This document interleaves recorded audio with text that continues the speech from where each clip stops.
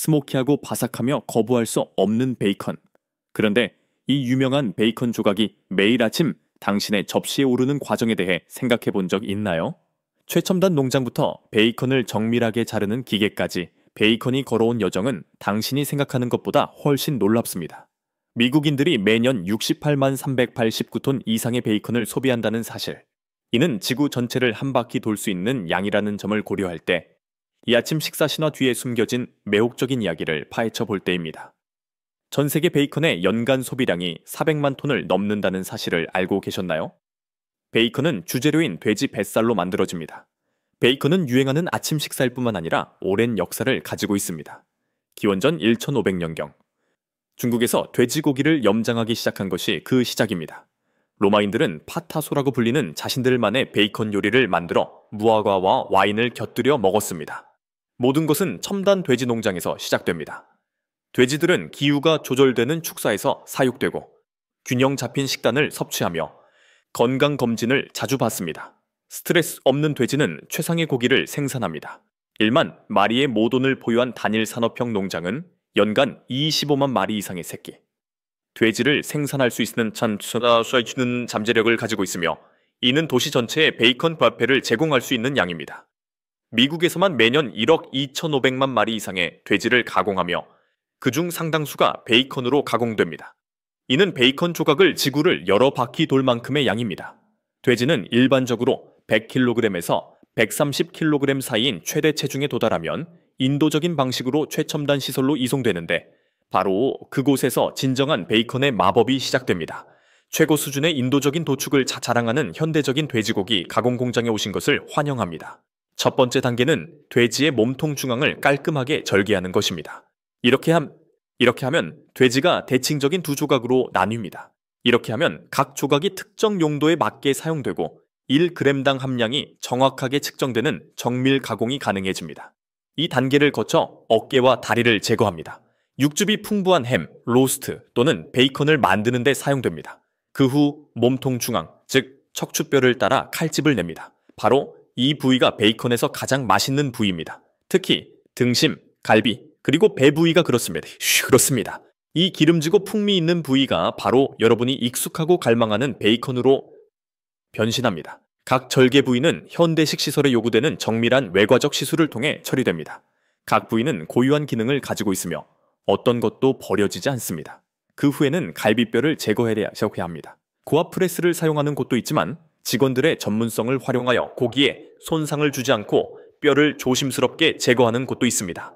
이 과정은 뼈에서 풍미를 제거하는 것과 유사합니다. 털을 깎아야 합니다. 각 뱃살은 현대식 기계로 정교하게 조각되는데 이 기계는 피부와 불필요한 지방을 제거하고 테두리를 곧게 펴줍니다. 왜 그럴까요? 제대로 다듬어진 돼지 뱃살은 더 빨리 마르고 더 쉽게 썰어지며 포장 시 훨씬 더 보기 좋기 때문입니다. 돼지 뱃살은 조리 과정에서 소금, 설탕, 향신료를 독특하게 조합하여 양념합니다. 이 마법 가루는 각 브랜드에 독특한 풍미를 더합니다. 수많은 회사의 기계는 미세 바늘을 사용하여 가공 중인 고기에 짭짤한 소금물을 직접 주입합니다. 덕분에 풍미가 요리 전체에 고르고 완벽하게 퍼집니다. 다음 순서는 훈제장입니다. 훈제장 안에서는 삼겹살을 진짜 나무 조각 위에서 천천히 그리고 꾸준히 훈제합니다. 나무들 사이에는 사과나무, 히코리나무, 단풍나무가 있습니다. 이 단계에서 생삼겹살은 훈제 향이 풍부하고 맛있으며 군침도는 베이컨으로 변합니다. 하지만 아직 끝나지 않았습니다. 훈제 과정을 거친 베이컨은 정밀한 블록을 만들기 위해 가벼운 압착 과정을 거칩니다.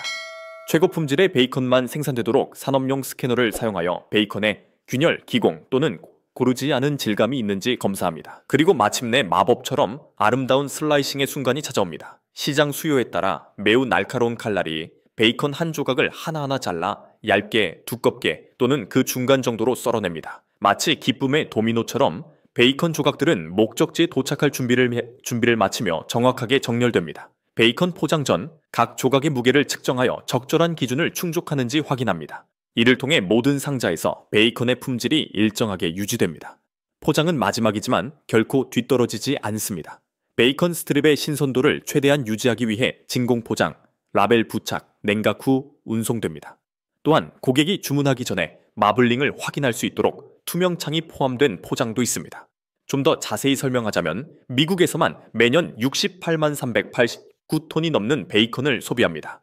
베이컨을 나란히 펼쳐놓으면 축구장 1만 개가 넘는 면적을 채울 수 있는 양입니다. 다음에 베이컨 굽는 소리를 듣거나 스모키한 냄새를 맡을 때 꼭 기억해야 할 사실입니다. 베이컨 한 조각 하나하나에는 새끼 돼지로 시작해 완벽함으로 끝나는 최첨단 모험이 숨어 있습니다. 사실 단순한 아침 식사가 아닙니다.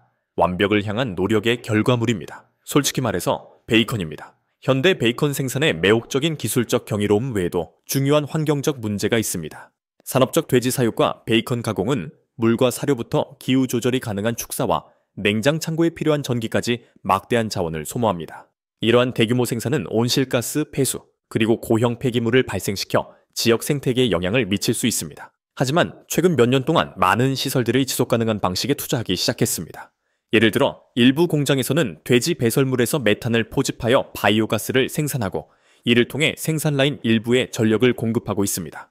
또 다른 공장들은 배출 전에 물을 정화하는 첨단 여과 시스템을 설치하거나 탄소 배출을 최소화하는 전략을 개발했습니다. 농장에서 식탁까지 베이컨이 만들어지는 과정을 살펴보면서 이러한 환경적 과제와 이를 해결하기 위해 취해지는 혁신적인 조치들을 이해하는 것이 매우 중요합니다. 단순한 삼겹살을 수백만 명이 사랑하는 훈제향과 풍미가 가득한 스트립으로 만들어내는 과학 또한 중요합니다. 소금과 설탕 외에도 염장 과정에는 소금물 재료와 고기 단백질 사이에 세심하게 조절된 반응이 포함됩니다. 식품 과학자들은 향신료의 비율, 소금물의 구성, 그리고 훈제에 사용되는 나무 종류를 세심하게 실험합니다. 진한 맛을 위해선 전맛삽 위해서는 히코리, 달콤한 향을 위해서는 사과나무, 은은한 풍미를 위해서는 메이플 나무를 사용합니다. 연기 입자의 크기와 훈연실 내부의 습도도 풍미 발달에 중요한 역할을 합니다. 더욱이 현대식 공장에서는 특히 하루에 수백만 개의 스트립을 생산할 때 일관된 맛을 보장하기 위해 액상 연기나 천연, 연기 응축액을 사용하기도 합니다. 따라서 맛있는 한 입 한 입에는 예술과 화학의 복잡한 조화가 숨어 있습니다. 더욱이 베이컨은 만능 베이컨이 아닙니다. 미국인들은 보통 스트레키 벨리 베이컨을 떠올리지만 세계 여러 나라에서는 각자의 베이컨을 즐겨 먹습니다. 예를 들어 영국에서는 등심에서 잘라낸 등심 베이컨이 지방이 적기 때문에 선호됩니다. 캐나다에서는 옥수수 가루를 입힌 습식 염장 돼지 등심인 피밀 베이컨이 국민적인 인기 품목입니다. 한편 이탈리아의 판체타와 독일의 스펙 베이컨은 허브로 양념하거나 특정 나무로 훈제하는 등 독특한 방식으로 염장 돼지 삼겹살을 만듭니다. 이러한 세계적 다양성은 베이컨 생산이 지역적 취향뿐 아니라 문화유산에도 적응하며 대륙을 넘나드는 다채로운 베이컨 전통을 만들어내는 과정을 보여줍니다. 베이컨 생산량이 전 세계 수요를 충족하기 위해 확대됨에 따라 공장들은 자동화와 인공지능에 점점 더 의존하고 있습니다. 이러한 첨단 시스템은 베이컨을 더 빠르게 썰고 포장할 뿐만 아니라 정밀도와 안전성도 향상시킵니다. 고해상도 스캐너는 지방 대 고기 비율을 실시간으로 분석하여 각 스트립이 엄격한 기준을 충족하는지 확인합니다. 한편 로봇팔과 AI 기반 슬라이서는 슬래브 모양에 따라 절단 각도를 자동으로 조정하여 낭비를 줄이고 일관성을 향상시킵니다. 예측 유지보수 소프트웨어는 기계 고장을 예방하여 지속적인 생산을 보장합니다. 간단히 말해 스마트 기술은 이제 완벽한 스트립을 당신의 접시에 담아내는데 중요한 역할을 합니다. 하지만 베이컨 생산에 대한 논의는 동물 복지를 다루지 않고는 완전할 수 없습니다. 인도적인 취급이라는 일반적인 주장 외에도 많은 현대 농장과 공장은 Certified Humane Animal Welfare Approved 또는 Global Animal Partnership과 같은 인증을 추구합니다. 이러한 인증을 받으려면 독립적인 감사, 엄격한 동물 복지 프로토콜 준수, 그리고 종종 동물 사육구역에 대한 24시간 감시가 필요합니다. 기술 또한 이러한 과정에 도움을 줍니다. 센서는 축사 상태를 모니터링하고 비디오 시스템은 운송 및 가공 과정을 기록합니다. 이러한 조치는 윤리적인 관행이 단순한 약속이 아니라 실제로 실현될 수 있도록 보장합니다. 베이컨 공장은 동물 보호뿐 아니라 근로자 보호에도 큰 중점을 둡니다. 매일 수백만 개의 베이컨을 가공하는 데는 날카로운 칼날, 빠르게 움직이는 기계, 그리고 적절한 안전장치 없이는 위험을 초래할 수 있는 반복적인 작업이 포함됩니다. 따라서 현대식 시설은 부상을 줄이기 위해 엄격한 안전교육, 인체공학적 작업 공간, 그리고 개인 보호 장비를 도입합니다. 자동화는 또한 가장 위험하거나 반복적인 작업을 처리함으로써 작업자의 부담을 줄여줍니다. 결과적으로 오늘날의 베이컨 공장은 효율성만큼이나 인간의 복지에도 중점을 두고 있습니다. 현대식 베이컨 공장에서는 아무것도 낭비되지 않을 뿐만 아니라 부산물도 귀중한 재료로 재탄생하는 경우가 많습니다. 가죽 잔여물, 지방은 반려동물 사료, 바이오 연료, 산업용 윤활유의 원료가 될 수 있습니다. 뼈는 젤라틴이나 동물 사료 보충제로 가공될 수 있습니다. 일부 공장에서는 가공 과정에서 발생하는 열을 흡수하여 시설의 다른 부분을 데워 지속 가능성을 더욱 향상시킵니다. 이러한 무폐 기물 철학은 베이컨 생산이 어떻게 자원 활용의 모범 사례로 발전해 왔는지 보여줍니다. 포장된 베이컨의 여정은 결코 끝나지 않습니다. 제품 품질을 유지하려면 공장의 진공 포장부터 냉장 트럭, 그리고 슈퍼마켓의 냉장 진열대까지 완벽한 콜드체인이 필수적입니다. 이 체인이 끊어지면 부패하거나 유통기한이 단축될 위험이 있습니다. 그렇기 때문에 베이컨 생산업체들은 온도 모니터링 시스템과 신속한 운송 솔루션에 막대한 투자를 통해 베이컨이 포장된 순간처럼 신선하게 소비자에게 전달되도록 합니다. 동시에 변화하는 소비자의 기호는 베이컨 생산 방식을 끊임없이 변화시키고 있습니다. 질산염 무첨가, 유기농, 그리고 장인 정신이 깃든 베이컨에 대한 수요 증가로 인해 공장들은 제품 다각화에 박차를 가하고 있습니다. 코코넛, 버섯, 콩과 같은 재료로 만든 식물성, 베이컨 대체제조차도 채식주의자를 위한 옵션에 대한 관심 증가에 부응하기 위해 산업 생산 라인에서 생산되고 있습니다. 이러한 유연성은 베이컨 생산이 변화하는 취향과 가치관에 어떻게 대응하는지를 보여줍니다. 마지막으로 베이컨 한 조각 하나하나에는 복잡한 경제적 배경이 있습니다. 하루 수백만 조각으로 생산량을 확대하면 가격 경쟁력을 유지하는 효율성이 확보됩니다. 그러나 베이컨 공급망은 세계 돼지고기 시장 변동, 사료 가격, 그리고 아프리카 돼지열병과 같은 질병 발생에 여전히 취약합니다. 이러한 요인들은 업계 전반에 파급되어 양돈부터 슈퍼마켓 가격까지 모든 것에 영향을 미칠 수 있습니다. 이처럼 베이컨은 단순한 식품을 넘어 세계 농업 경제의 핵심 요소입니다.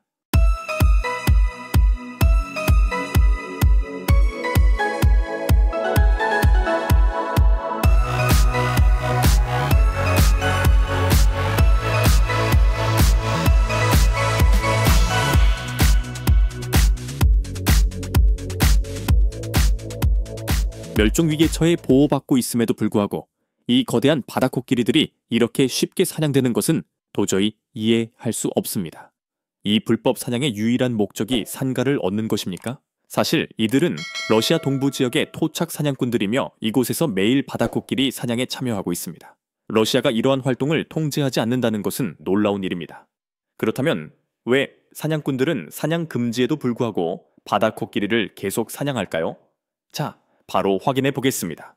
러시아 동부의 사냥꾼들은 사냥이 금지되어 있음에도 불구하고 여전히 대형 바다코끼리를 사냥하고 있습니다. 바다코끼리는 태평양 지역에만 서식하며 대부분은 북극해에 서식합니다. 일본만과 러시아 극동 지역에도 일부 바다코끼리가 서식하고 있습니다. 기후변화와 불법 사냥으로 바다코끼리 개체수가 급격히 감소함에 따라 러시아 해양보호청 KHT는 전 세계적으로 바다코끼리 사냥을 금지하기로 결정했습니다.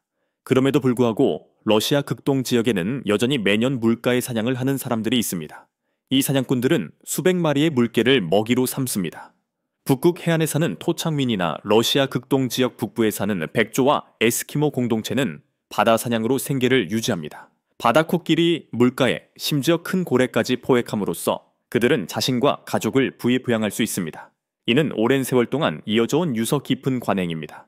선원들은 과학기술이 발달하기 전부터 거대한 바다 괴물과의 전투에서 승리하는 방법을 알고 있었습니다. 과학기술이 발달하기 전까지는 뼈로 만든 무기와 작은 배만을 사용하며 일을 해냈습니다. 두꺼운 얼음층 아래에서 사냥꾼들은 바다코끼리를 찾을 배가 없을 경우 바다코끼리의 위치를 수색했습니다. 바다코끼리가 숨을 쉴 수 있는 작은 틈이 있는 것이 일반적이었습니다.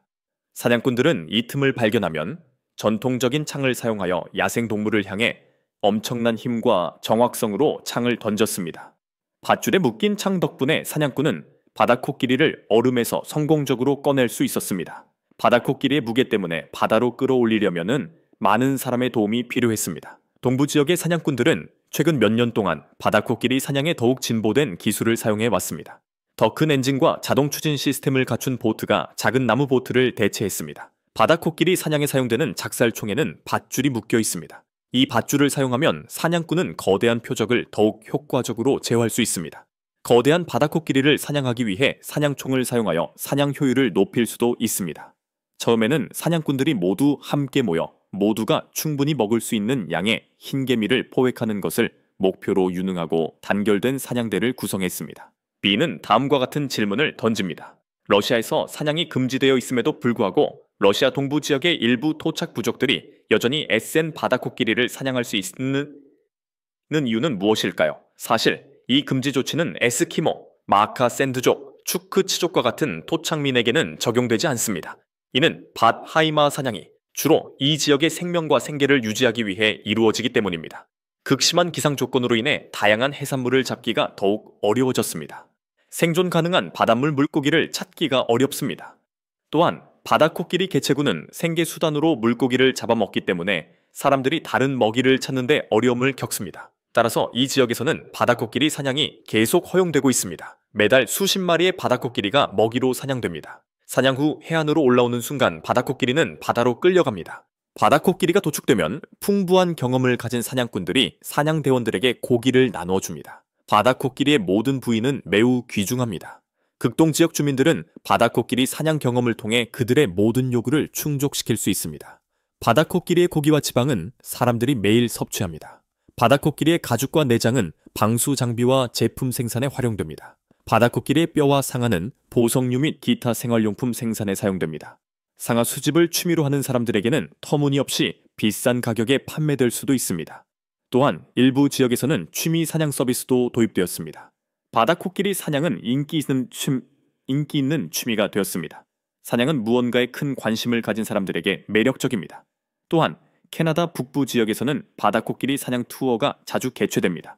누나부트 족장령에서는 이 활동에 참여하려면 5일에서 10일 동안 진행되는 투어당 1만 5천 달러에서 3만 달러에 달하는 상당한 금액을 지출해야 합니다. 안전을 보장하기 위해 가이드 역할을 하는 가이드가 있다는 것은 말할 필요도 없습니다. 바다코끼리 사냥 비용이 상당히 높음에도 불구하고 상당수의 사람들은 1톤이 넘는 이 거대한 동물을 사냥하는 짜릿함을 경험하고 싶어 이 활동에 참여합니다. 바다코끼리 개체수를 효과적으로 보호하기 위해서는 사냥이 허용되는 지역에서 바다코끼리 개체수 보존을 위해 설정된 할당량을 준수하는 것이 필수적입니다. 기후변화는 전 세계 바다코끼리 개체수의 가장 심각한 위협 중 하나입니다. 바다코끼리가 휴식과 번식을 위해 의존하는 북극의 얼음이 지구온난화로 인해 빠르게 녹고 있습니다. 결과적으로 바다코끼리는 붐비는 해안가에서 휴식을 취해야 하며 이로 인해 무리가 몰려들어 대량 폐사가 발생할 수 있습니다. 더욱이 이러한 서식지 감소는 바다코끼리를 포식자와 인간 사냥꾼에게 더욱 취약하게 만들어 개체수 감소를 가속화합니다. 이러한 환경 변화는 바다코끼리 개체수 감소뿐만 아니라 북극 해양 생태계 전체를 교란시키고 있습니다. 국제사회가 멸종 위기에 처한 종의 보호를 강조하는 가운데 보존법과 토착민 공동체의 전통적인 권리 사이에는 미묘한 갈등이 존재합니다. 러시아 극동 지역의 축치족, 에스키모족, 유픽족과 같은 토착민들은 수세기 동안 생존의 수단으로 바다코끼리 사냥에 의존해 왔습니다. 이 공동체들은 바다코끼리 사냥의 문화적, 정신적 중요성을 현대적인 대안으로 대체할 수 없다고 주장합니다. 따라서 국제기구들이 엄격한 금지를 주장하지만 조상의 관습과 지역 경제를 존중하기 위해 예외가 종종 존재합니다. 더욱이 러시아가 공식적으로 환경 보호를 지지하고 있음에도 불구하고 외딴 북극 지역에서의 법 집행은 미미한 수준입니다. 광활한 거리, 극심한 기후, 그리고 제한된 인프라로 인해 당국이 사냥 활동을 효과적으로 감시하기 어렵습니다. 또한 일부 분석가들은 정부가 토착민들과의 안정과 우호적인 관계를 유지하기 위해 전통적인 바다코끼리 사냥을 암묵적으로 허용하고 있다고 주장합니다. 결과적으로 많은 사냥 활동이 공식적인 규제의 범위를 벗어나 이루어지고 있으며 합법성과 필요성 사이에 모호한 경계가 존재합니다. 종종 간과되는 또 다른 중요 점은 북극 해양 환경의 건강 유지에 있어 바다코끼리의 생태적 역할입니다. 바다코끼리는 저서성 어류로서 조개, 연체동물, 해삼의 개체수 조절에 중요한 역할을 합니다. 또한 먹이 활동을 하면서 해저를 교란함으로써 영양소를 재활용하고 더 넓은 해양 먹이 사슬을 유지하는 데에도 기여합니다. 만약 바다코끼리 개체수가 급격히 감소한다면 그 결과는 북극 생태계 전체에 파급되어 다른 수많은 종들에게 영향을 미칠 것입니다. 바다코끼리는 문화적 가치 외에도 전통적인 북극 사회에서 모든 부위가 활용되어 필수적인 자원으로 여겨집니다. 바다코끼리 고기는 소금에 절이거나 말리거나 발효시켜 식용으로 사용합니다. 두꺼운 지방은 기름으로 가공되어 특히 긴 극지방의 밤에 난방과 조명으로 사용됩니다. 가죽은 무두질하여 방수복과 텐트를 만들고 내장은 밧줄과 보관용 가방으로 가공합니다. 뼈와 상아조차도 도구, 무기, 장식 예술품으로 만들어 어떤 것도 낭비하지 않습니다. 바다코끼리 사냥은 물질적인 혜택 외에도 많은 북극 문화권에서 깊은 영적 의미를 지니고 있습니다. 일부 전통에서는 사냥꾼들이 사냥 전후에 바다코끼리의 영혼을 기리고 자연의 선물에 감사하는 의식을 거행합니다. 바다코끼리를 존중하지 않으면 앞으로의 사냥을 저주하거나 공동체의 사냥터에서 물러날 수 있다고 믿어집니다. 이러한 관행은 강한 환경 보호 의식과 모든 생명체의 상호 연결성에 대한 믿음을 반영합니다. 어두운 측면도 있습니다. 바다코끼리 상하 가격 상승은 암시장 활동 급증으로 이어졌습니다. 원주민 공동체는 상하를 합법적으로 사용하고 판매할 수 있지만 불법 사냥과 밀수 행위에 대한 신고가 증가하고 있습니다. 중국, 일본, 그리고 유럽 일부 지역의 수집가들은 조각된 바다코끼리 상해 높은 가격을 기꺼이 지불하고 있습니다. 이러한 수요는 밀렵꾼들이 전통적인 유통 경로를 우회하도록 유도하여 바다코끼리 개체수를 더욱 위협하고 원주민의 권리를 침해합니다. 흥미롭게도 캐나다와 그린란드와 같은 다른 북극 지역에서도 바다코끼리 사냥이 행해지고 있지만 훨씬 더 엄격한 규제 체계를 따릅니다. 이러한 국가에서는 원주민 사냥꾼이 허가를 받아야 하며 사냥은 야생동물 관리기관이 정한 할당량으로 제한됩니다. 이러한 모델은 전통적인 관행이 현대적인 보존 체계와 어떻게 공존할 수 있는지를 보여주는 사례입니다. 또한 러시아 영토에 적용하여 문화유산을 훼손하지 않으면서 지속 가능한 사냥을 보장할 수 있는 가능한 해결책을 제시합니다. 더욱이 북극 지역 사회의 젊은 세대 사이에서 눈에 띄는 변화가 일어나고 있습니다. 장로들이 사냥 지식을 전수하는 동안 일부 젊은 세대는 교육과 취업을 위해 도시로 이주하며 전통적인 삶의 방식에서 벗어나고 있습니다. 또 다른 이들은 GPS와 드론을 이용하여 바다코끼리 무리를 추적하는 등 오래된 관습의 새로운 기술을 접목하여 이러한 간극을 메우려 하고 있습니다. 이러한 변화하는 관점은 문화적 정체성과 토착민 자급자족 생활 방식의 미래에 대한 중요한 질문을 제기합니다. 마지막으로 현대 도구의 사용은 바다코끼리 사냥 방식에 큰 변화를 가져왔습니다. 고대에는 나무창과 작은 배를 사용했지만 오늘날 사냥꾼들은 고출력 작살총, 금속배, 엔진으로 구동되는 썰매를 사용합니다. 이러한 도구는 효율성과 안전성을 향상시키지만 책임감 있게 사용하지 않을 경우 과도한 사냥의 위험을 초래할 수 있습니다. 따라서 일부 공동체는 존중과 지속 가능성이라는 전통적인 가치를 현대 사냥 방식에 접목하여 과거와 현재의 공존을 위한 새로운 모델을 만들어내는 방안을 모색하고 있습니다.